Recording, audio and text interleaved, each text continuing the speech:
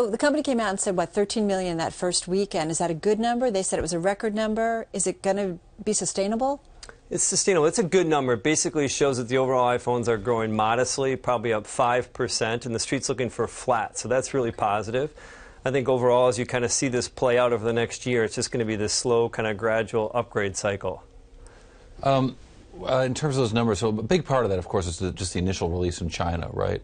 And do you think that the feature set is going to be driving things? I wasn't terribly impressed with the new feature set, but then a friend of mine was showing me a picture taken on the phone with this new thing that sort of lets the picture move in the background, lets people move in the back, and it actually looks really cool. Yeah, they do a lot of little But until things. you see it, you don't really get it. You don't get it, and I think that this is going to be one of those cycles where people, once they actually see it and experience it, they're going to upgrade. The other big factor is they're lowering the price of the iPhone 6, which is obviously a blockbuster in emerging markets. When you drop that price point down in emerging markets, that has a meaningful impact in terms of how many people can buy it. And so, to your point, Cory, is I think that the 6 Plus has some nice new features, but I think this price as a feature is going to be something that's going to help them gain share. What about them financing phones and helping people where you can pay a monthly fee and kind of get a new phone, every year or so?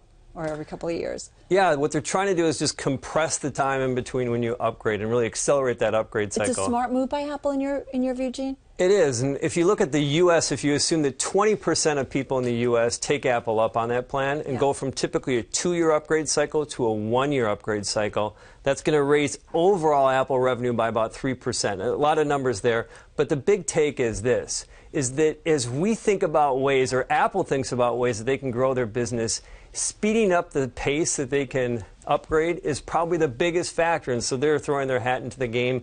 Probably the carriers aren't as happy about that because that's going to strengthen the relationship between Apple and the carriers. But that's going to be a good trend to watch. It looks like about 20% of people are taking Apple up on that. That's a pretty decent number. Yeah. How and whose balance sheet does that sit? Does that sit in the carrier's balance sheet, or is Apple actually extending? It's not. Apple sells the phone, and I'm forgetting the bank that actually finances it. But there's a. So they're not doing it themselves. No, they don't hold the phones. They sell them, and it's the financing's done outside of Apple. That's really clever because it's a way to use their strong balance sheet without actually having to put the cash to work. It's just sort of sitting in the background as a weight. Yes, exactly. And I think that one other piece to this, too, is that some of the carriers over the past year have been offering similar types of plans. Right. T-Mobile leading the way there. T-Mobile leading the way. The problem is consumers just get frustrated and they don't really trust a lot of the carriers. So I think what's unique about this is they're going to use their strong balance sheet and their strong brand to try to get consumers to think different about how quickly they upgrade their phones. Gene, just later this afternoon, we got a headline that Amazon was banning the sale of devices from Google and Apple that aren't compatible with Amazon's video service. What is that about? It's interesting to see how this is going to play out and if they're going to be allowed to do this because it seems like monopolistic behavior. Yeah. But at the end of the day, from Apple's perspective, Amazon's not a big channel, so it's probably not that big. I'm just curious from the legal standpoint about, can they basically get away with it? What is, though, Amazon thinking? Well, what they're thinking is they just want to make it easier for people to buy their products and highlight their products. And make it harder to buy. They're not making it easier to buy their products. They're just making it harder to buy competitive products. That's fair. Right? They're not making it easy in any way. That's a good point. Ultimately, people find the products that they want.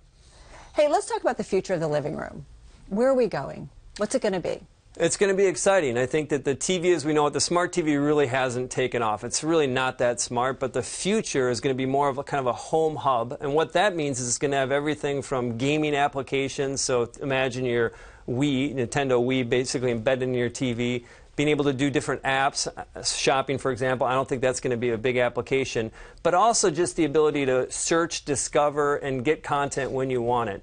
A lot of those pieces have already been solved, and Apple's solved part of it more recently. Other companies like Slingbox have been in there.